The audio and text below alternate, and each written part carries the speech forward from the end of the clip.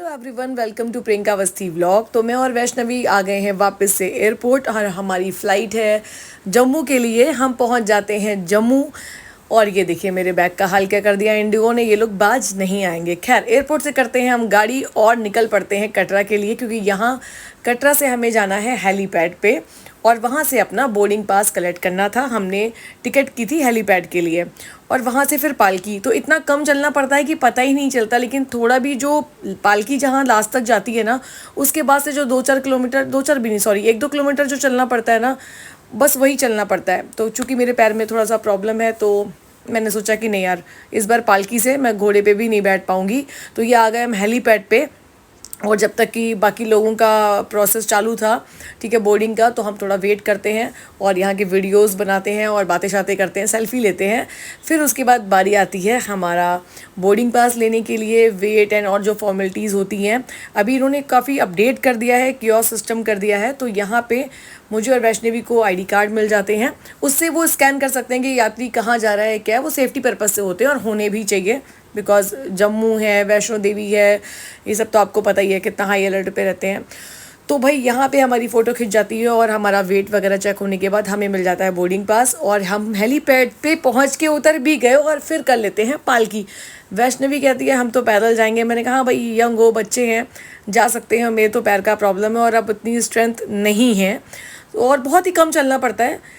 भवन जब भी मैं जाती हूँ मुझे ऐसा लगता है मैं घर आ गई हूँ। माँ ने इतना ब्लेस्ड किया है, इतना प्यार दिया है। बचपन से मैं जा रही हूँ, बीच में कुछ साल का गैप था, पर मैं बचपन से गई हूँ और इतना मतलब अभी तो मुझे इतना, आप जब आओगे ना, इतना चेंजेस है, इतना ज़्यादा डेवलप होता गया। ये देखिए नज़ारा कितना खूबसूरत था, मैं बता नहीं सकती, इतना अच्छा लगता है। वेदर अचानक से इतना अच्छा, कटरा में, जम्मू में इतनी गर्मी थी, लेकिन जैसे ही हेलीपैड से हम बाहर आए हैं इतना अच्छा वेदर था, देख के भी लग रहा होगा।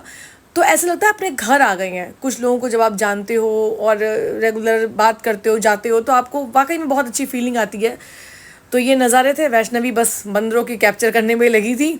और ये रहा मेरी माँ का भवन, जो बहुत ही प्यारा है। देखने में लग रहा है कि बहुत दूर है क्योंकि पहाड़ है ना, बट वो कुछ ही किलोमीटर की दूरी थी, 1-2 किलोमीटर की, और हम भवन पहुँच जाते हैं। इसके बाद में मैं आपको दिखाऊंगी लॉकर सिस्टम। अभी इस साल नए बने हैं कि जो भी व्यक्ति अपना सामान रखना चाहता है, तो इन्होंने काफ़ी स्पेस अच्छा क्रिएट कर दिया लोगों के लिए। फिर हम आ जाते हैं अपने रूम में जो हमें अलॉट हो गया था, और ये हमारा अच्छा सा रूम है। यहाँ पे आपको चाय की केटल और जितनी भी लाइक एसेसरीज़ हैं वो सारी मिलती हैं। बाथरूम में गीजर भी है और एक्स्ट्रा ब्लैंकेट भी है। तो ये सारा मैं कैप्चर कर लेती हूँ आप लोग के लिए। रुकने के लिए बहुत ज़्यादा अच्छा व्यवस्था हो चुकी है। इस बार मैंने रूम उनको रिक्वेस्ट किया कि बिल्कुल भवन के पास में दीजिए ताकि मुझे चलना नहीं पड़े। तो मैं अभी आपको दिखाऊंगी। जस्ट बाजू में ये जो आप देख रहे हो, ये डोनेशन काउंटर है और सामने माता का भवन है। ये मतलब आप स्टेयर्स चढ़ोगे ना और भवन स्टार्ट है। फिर मैं आती हूँ और यहाँ पे हमें अटका आरती में बैठने का मौका मिलता है। ये भावना मैं बता नहीं सकती, जब आपको आपके मन का भजन सुनने को मिले, दिल खुश हो गया। बहुत रोई मैं, बहुत रोई इस आरती के लिए। मतलब क्या बताएं, वो वाइब्रेशंस जो है ना 1 घंटे की, और फिर आपको एसएसवीपी की, वो बयां नहीं की जा सकती है, कभी भी नहीं।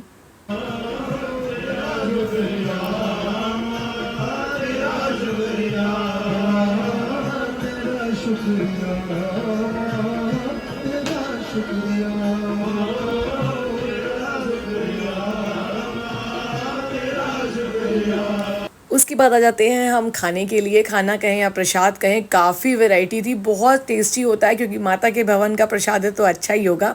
और रात को भवन का नज़ारा ये जगमग जगमग हो रहा था, एकदम बहुत सुंदर था। लोग रात भर दर्शन करते हैं, रात भर यहाँ बहुत रौनक रहती है। ये मेरे रूम से व्यू है और ये हम कुछ सेल्फी वगैरह लेते हैं भाई, याददाश्त। तो कुछ तो भी मेमोरी लेके जाएंगे। दिल नहीं भर रहा था, नींद नहीं आ रही थी, बट सुबह उठना था, अगले दिन की फिर से आरती थी। और यहाँ पे ये यज्ञशाला है जो रूम के पास में है, ये वहाँ से मैंने कैप्चर किया है मंदिर यज्ञ होने से पहले। मैं चाहती थी कि वैष्णवी को मैं ना पूरा यज्ञ का और दर्शन का अच्छे से पूरा वो उसको आनंद दिला सकूं, जो हुआ। उसके बाद हम भैरव जी के लिए निकलते हैं, तब मैं पालकी कर लेती हूँ और वैष्णवी भी पालकी करती है। बहुत खूबसूरत था। काफ़ी खड़ी चढ़ाई है जो मेरे बस की थी ही नहीं। और ये ट्रॉली सिस्टम भी है, लेकिन उसके लिए वापस घूम के जाना पड़ता है, काफ़ी चलना पड़ता है। तो बेटर है कि आप पालकी करके भी जा सकते हैं। और माता का भवन। मैं इतना रो रही थी पता है वापसी में, इवन जम्मू में भी मैं बहुत रो रही थी। मुझे लगा कि मैं यार यहाँ से जा रही हूँ, क्या करूँ। वैष्णवी को देखो, वो सोते हुए बंदरों की फ़ोटो निकाल रही थी मैडम। तो ये मैं पालकी में बैठी हुई हूँ, मुझे शर्म भी आ रही थी कि लोग कहेंगे यार बताओ पालकी में बैठी हैं, है ना। बट क्या करें, आप अपनी बॉडी की हेल्थ आप ही समझ सकते हो। और ये थोड़ा सा भांगड़ा शांगड़ा करके खुशी मना के, क्योंकि रोते तो हैं बट खुशी होती है कि माँ ने बुलाया है और इतने अच्छे से ब्लेस्ड किया है। इसके लिए मैं अपने आप को बहुत लकी समझती हूँ। लाखों में एक होते हैं ना, तो एक मैं हूँ। माँ ने ब्लेस किया है। फिर हम आ जाते हैं जम्मू और ये है हमारा रूम टूर। तो यहाँ जो मेरा फ्रेंड है उसका ट्रांसफ़र हो चुका था अभी कटरा में, वो इस बार यहाँ नहीं था, तो हमें कुछ करना नहीं पड़ता है, मैं उसे कॉल कर देती हूँ और ऑलरेडी हमारा सेम रूम बुक रहता है। तो ये रूम टूर मैं आपको करती हूँ, बहुत ही अच्छा स्पेशियस है। थक जाओ यार तो फिर एक अच्छा सा लग्जरी रूम तो बनता ही है, ठीक है, कि आप रिलैक्स हो सको। थकावट हो ही जाती है, आप पालकी करो या कुछ भी करो, थकावट होती ही होती है। बट वो 1-2 दिन की थी, इतना स्मूथ था जर्नी बता नहीं सकते हो। और उसके बाद मैं वैष्णवी को बोलती हूँ जल्दी से जाओ तो मसाज कराओ, वो बिल्कुल नहीं मान रही थी। मैंने कहा नहीं, तुम्हें फुल बॉडी मसाज लेनी है, लेग मसाज तो लेनी ही लेनी है। उसके बाद मैं वापस से रूम में आती हूँ और थोड़ा सा सामान समेटती हूँ, प्रसाद वगैरह ठीक से रखती हूँ, क्योंकि मुझे जाना था बजरंगबली के टेम्पल। आपने सुना होगा कुछ दिन पहले जम्मू में बजरंगबली ने बाल रूप में दर्शन दिए। 30 साल से पुजारी जी जो पूजा कर रहे थे, वो बजरंगबली रातों रात अचानक से जब वो मॉर्निंग आए ना, तो वो चेंज हो गए, उनका जो फेस था वो बाल रूप में हो गया। तो मैंने सोचा इससे बड़ा सौभाग्य क्या होगा कि जब मैं जम्मू में हूँ और बजरंगबली के दर्शन ना करूं, ऐसा तो हो ही नहीं सकता। तो मैं ड्राइवर साहब को बोलती हूँ कि ड्राइवर साहब मुझे ले चलिए दर्शन के लिए और आप साथ में चलिए ताकि मुझे इजी रहे। तो गाड़ी पार्क करके हम गली गली में जा रहे हैं। ये देखिए बजरंगबली का रूप, मतलब इतनी ब्लेस्ड हूँ कि वो दर्शन मुझे करने को मिले। मैंने सोच कौन जम्मू स्पेशली आ सकता था, और मेरे दिमाग में ये बात आई भी कि मंदिर है, और हमने दर्शन किए, पंडित जी से बात करी, उन्होंने इस चमत्कार के बारे में बताया। फिर हम खाते हैं चाट, क्योंकि यार जम्मू जाओ कहीं जाओ चाट तो बनती है, बिकॉज मुंबई में उतनी अच्छी चाट वाट नहीं बनती। तो हम चाट वगैरह यहाँ से बढ़िया खाते हैं। क्रिस्पी टिक्की थी भाई साहब। तो ये सब गाइड कर रहे थे मुझे ड्राइवर साहब। और उसके बाद जब मैं फ़्लाइट में आती हूँ, सत्यानाश, इतने यार ऐसे बच्चे कहाँ से लाते हो तुम लोग, पकड़ पकड़ मेरा जीना हराम कर दिया भाई साहब। मेरी पूरी फ़्लाइट 2 घंटे की पागल कर दिया।